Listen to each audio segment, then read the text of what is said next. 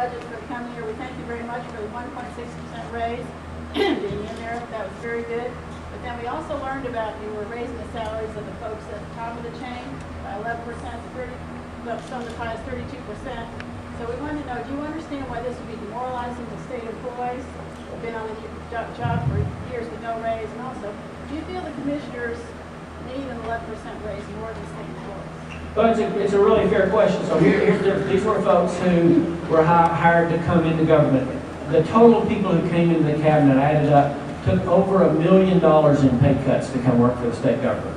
Okay, so these aren't folks who are working for the government and then we gave them a raise.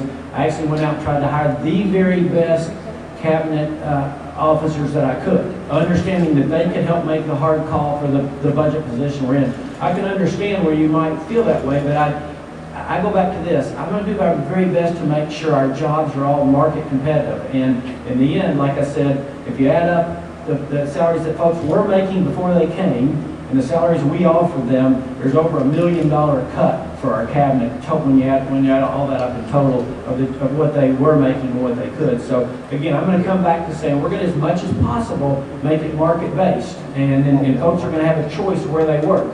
And I had commissioners who had very good jobs, making good salaries, and gave up something to come to work for the state. And I'm, like I said, I won't apologize for that at all. My job is to get the very best people we can, and to help us as we had to cut $1.8 billion out of the budget, which we're like I said, unfortunately going to have to do.